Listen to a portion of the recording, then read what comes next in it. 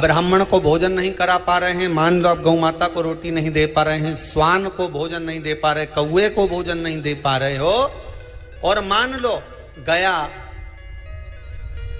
ब्रह्म कपाली या कहीं पिंडदान नहीं कर पा रहे हो, तिलांजलि तर्पण नहीं कर पा रहे हो, तो एक काम जरूर करना, जल के पात्र में 2 बूंद गंगा जल डालना और वो गंगा जल शंकर को रोज 16 दिन तक चढ़ाइए, पितृदोष समाप्त हो जाए। जब ज्यादा घर में पितृदोष हो ना, ऐसा लगे कि पितृदोष बहुत ज्यादा है, 1 रुपए कमा रहे हैं, 1.25 रुपए खर्च हो रहा है, हाथ में पैसा नहीं टिक रहा, दुकान 4 दिन अच्छी चल रही है, फिर व्यापार डाउन हो जाता है, कोई पैसा लेकर भाग गया, नहीं दे रहा, कहीं कर्जा मात्रा बढ़ गई है, ये पितृदोष के लक्षण है कुछ। इसमें आपके घर में जो भी रुद्राक्ष पड़ा हो, जो भी रुद्राक्ष रखा हो, क्योंकि संभाल के तो आप रखते नहीं, पटक देते हो यहां में, जो भी रुद्राक्ष आपके घर में रखा हुआ, एक पानी के पात्र में उस रुद्राक्ष को डाल दीजिए, उसमें 1 चावल का दाना डाल दीजिए। महाराज, परिंदा जहां होता है, मटका, हंडा या रसोई घर में आपका जो पानी भरने का स्थान होता है, जिसको आरो वारो क्या क्या लगा के रखते हो, उसी के कहीं पास में उस कलश को रख दीजिए, ऊपर से उसको ढक दीजिए। शाम के समय, सुबह रखा 10 बजे से 12 बजे के बीच में, शाम के समय प्रदोष काल में भगवान शंकर का नाम स्मरण कर कर, ओम नमः शिवाय बोलकर, श्री शिवाय नमस्तुभ्यम बोलकर, या महामृत्युंजय मंत्र का स्मरण कर कर, या गायत्री मंत्र का स्मरण कर कर, जो मंत्र आपकी बुद्धि में, विवेक में समाहित हो, उस मंत्र का नाम लेकर राम कृष्ण हरि जो बोल सकते हो, एक घी का दिया अवश्य प्रज्वलित करें, लंबी बाती का। कौन सी बाती का? फूल बत्ती का नहीं, गोल बत्ती का नहीं, लंबी बाती का लगा। बत्ती का मुख दक्षिण की ओर, कहां पर होना चाहिए? दक्षिण की ओर, ना पूरब, ना पश्चिम, ना उत्तर, बत्ती का मुख कहां हो? दक्षिण की ओर। जैसे श्राद्ध पक्ष में ब्राह्मण को जब भोजन कराते हैं तो ब्राह्मण का मुख श्राद्ध पक्ष के भोजन कराते समय अगर पूरब, पश्चिम और उत्तर का होता है तो श्राद्ध के भोजन का फल नहीं मिलता।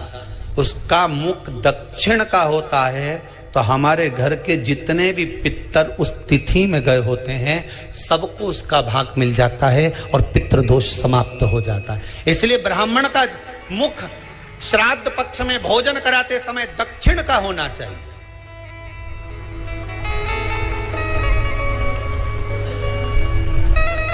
ब्राह्मण का मुख दक्षिण का हो।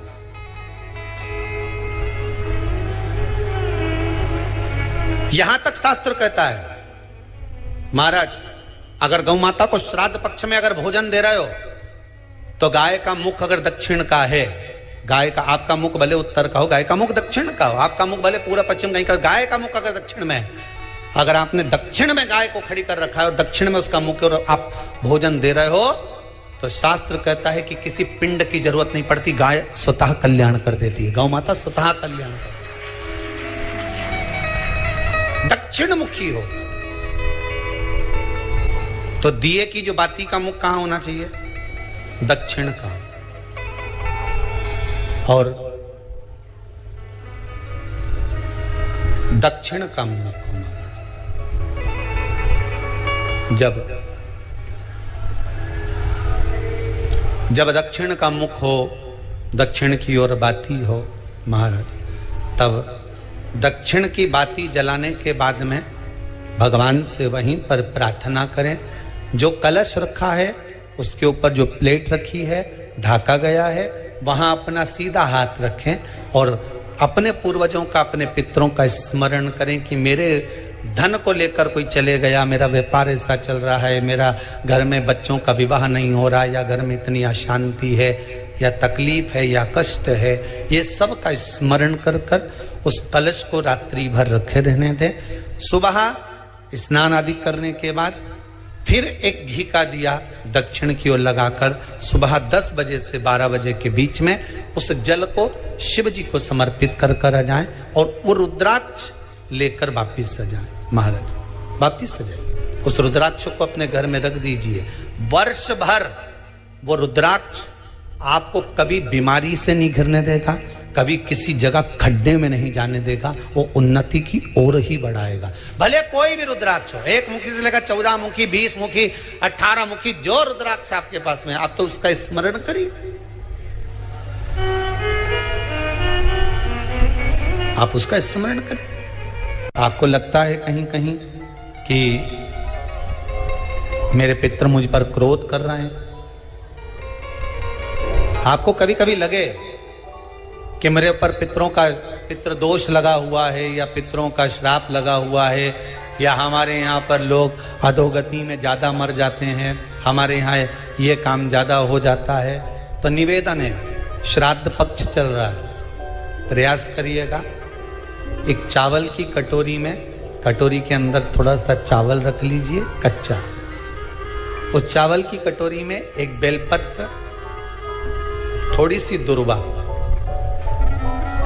बांधकर पानी का मटका, परिंडा या जहां अपना रसोई घर में जल रखते हो, उस कटोरी को वहां पर 2 दिन 3 दिन तक रख दो। वैसे तो 16 दिन रखो ज़्यादा अच्छा था, पर जो दिन अपने को मालूम है 2-3 दिन उसको रख दीजिए। घी का दिया लगाइए। 3 दिन के बाद में उस दुर्वा को, उस बेलपत्र को शिव बाबा को समर्पित कर दो। चावल पूरे घर में घुमाने के बाद चिड़िया को या नदी में या किसी जीव को प्रदान कर दो। महाराज, पितृदोष के निवारण का सुंदर तरीका। कल आपको वो काम नहीं हो रहा है, बहुत दिनों से आप प्रयास कर रहे हो और काम अटका पड़ा हुआ है, तो प्रयास करना। जल के पात्र में थोड़ा सा शहद, गंगा जल उसमें डालकर, ये जो श्राद्ध पक्ष चल रहा है, जिस समय पर, जिस श्राद्ध पक्ष के अंतर्गत, श्राद्ध पक्ष में एक पात्र में जल लेकर उसमें थोड़ा सा शहद, गंगा जल डालकर भगवान शंकर को कुंदकेश्वर महादेव के नाम से, कौन से महादेव? कुंदकेश्वर, क्योंकि विदल और उत्पल, इन दोनों असुरों ने, राक्षसों ने जब बहुत उपद्रव मचाया, अब ठीक है, जब बहुत उपद्रव मचाया, तब माता जगतजननी के कहने पर कुंदुक का प्रहार कर कर इन दोनों राक्षसों का संहार करा था। तो शिवजी का नाम कुंदकेश्वर पड़ गया था। क्या नाम पड़ा था? कुंदकेश्वर। कहते हैं बहुत बांधाओं में जब व्यक्ति पड़ जाता है, बहुत बांधाओं में जब व्यक्ति चला जाता है, कुछ ना कुछ समस्याओं में जब व्यक्ति फंसा रहता है, पड़ा रहता है, तो कुंदकेश्वर महादेव का स्मरण करना चाहिए। एक प्रयास और करना, छोटा सा प्रैक्टिकल करने में क्या जाता है। दुकान पर ग्राहक नहीं आ रहे ना, आधा घंटा हो गया, कोई ग्राहक नजर नहीं आया, फालतू बैठे हो ना दुकान पर, जब ग्राहक नहीं आता तो फ्री हो, तो एक काम करो, कोई भी जरा सा हाथ में पानी लेकर कुंदकेश्वर महादेव के नाम से 51 बार, 21 बार बोलकर, 11 बार बोलकर वो पानी को दरवाजे पे छीट दो। आधा घंटा, ज्यादा से ज्यादा 20 मिनट, आधा घंटा 30 मिनट नहीं लगेंगे और ग्राहक प्रवेश करना प्रारंभ। प्रैक्टिकल करने में क्या जाए। अब ई में कहीं घटा तुम्हारा कि पानी घट गया, कि बोलने से, कुंदकेश्वर महादेव का नाम लेने से जीवान घट गई, कुछ घटा? फायदा तो तुम्हारा ही हुआ। कुंदकेश्वर का नाम। कोई काम अटक रहा है, शहद जल के पात्र में डालिए और थोड़ा सा गंगा जल डालकर इसी श्राद्ध पक्ष में किसी भी दिन जब तुम्हारा मन पड़े तब शंकर जी को समर्पित कर और साथ में एक लोटा पानी, एक कलश जल का अलग से लेकर जाओ। जब शहद का जल शंकर जी को समर्पित कर दो, उसके बाद सादा जल शंकर जी को अवश्य समर्पित करके। शहद का जल बांधाओं को हर लेता है, बांधा को हरता है। हम तो कई बार बच्चों से कहते हैं, अगर कोई बच्चा कंपटीशन एग्जाम में बैठ रहा है, इंटरव्यू दे रहा है या कोई एग्जाम में नहीं निकल रहा है, तो प्रयास करना बेलपत्री का जो बीच वाला पत्ता होता है, इस पत्ते पर शहद लगाकर हथेली में रखकर अंगूठे से इसको इस तरह से दबाकर शिव जी के कुंदकेश्वर महादेव का नाम लेकर अपनी मनोकामना कर शंकर भगवान का जो शिवलिंग है उस शिवलिंग पर इस बेलपत्री के पत्ते को चिपकाकर आ जा और एग्जाम देने जा। बाबा निपटे का सब काम कर। जिस बालक बालिका का जॉब नहीं लग रहा हो, सर्विस नहीं लग रही हो, नौकरी नहीं लग रही हो, जगह जगह पहले करते थे जॉब अब छूट गई, 2 साल हो गए 3 साल हो गए सर्विस नहीं लग रही हो, बहुत प्रयास कर लिया हो, बहुत प्रयास, तो महाराज काली तिल्ली को पीस कर उसको जल के पात्र में डालकर अपने घर के मटका परिंडा पितरों का जो स्थान होता है, जलाशय होता है, उसके पास में एक पात्र में रख दीजिए। बेलपत्री या बट का पेड़ या पीपल का पेड़, इस वृक्ष के नीचे एक रात्रि तक रखे रहने के बाद में दूसरे दिन अपनी कामना कर, जिनका जॉब नहीं लग रहा, सर्विस नहीं लग रही, नौकरी नहीं लग रही या कहीं उलझने उत्पन्न हो रही है, उस व्यक्ति को हाथ में ले जाकर उस पात्र का जल, 3 वृक्ष पितरों के तुल्य हैं। कल की कथा में कहा था, पहला बेलपत्री का, दूसरा पीपल का, तीसरा बड का, ये 3 पितरों के तुल्य हैं। इन 3 में से किसी भी वृक्ष के नीचे उस काली तिल के जल को समर्पित कर दीजिए महाराज। बाबा चाहेगा, भोलेनाथ जी चाहेगा तो 3 महीने में कहीं ना कहीं योग बना ही देगा, ये पक्का। बाबा पर विश्वास रखो, शंकर भगवान पर भरोसा विश्वास रखकर आप कार्य करेंगे, क्यों ना हो।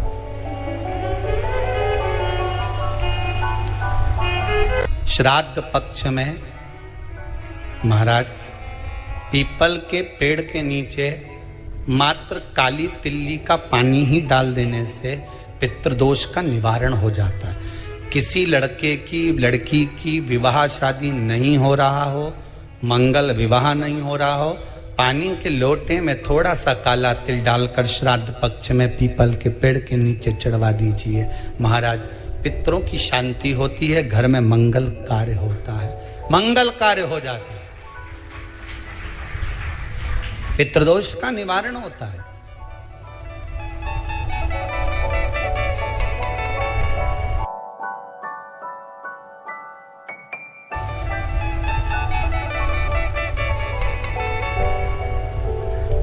बहुत रोग घिर गया, ऐसा लग रहा है कि बहुत बड़ी बीमारी शरीर में आ गई है, वो मिट नहीं रही, बीमारी बहुत बड़ी है, नहीं जा रही।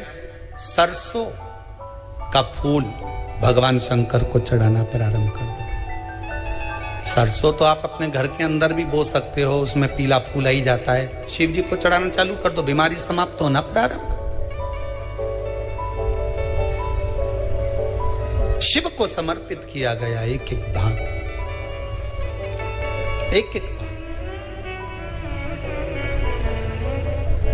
महाराज लगे ऐसा कि घर में शांति नहीं है, सुख लक्ष्मी तो है, परिवार भी छोटा है पर शांति नहीं। जब देखो जब किसी ना किसी का मुंह चलता रहे, क्रोध में बोलते रहें, शब्दों के तीर चलते रहें, शांति नहीं है। प्रयास करिए। श्राद्ध पक्ष में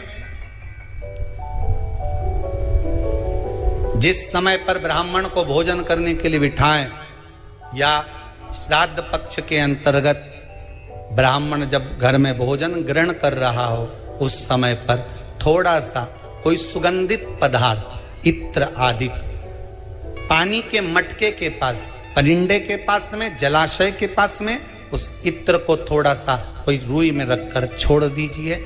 घर में कभी क्लेश नहीं हो सकता, शांत का माहौल हो जाए। पितृपक्ष में किया जाए,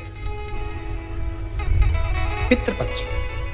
और एक बात और अच्छे से ध्यान रखिएगा, आप ब्राह्मण को भोजन कराएं ना कराएं, आपने धूप छोड़ी ना छोड़ी वो पता नहीं, गाय को रोटी दी ना दी, श्वान को भोजन दिया ना दिया, कौवे को भोजन दिया ना दिया, चलेगा।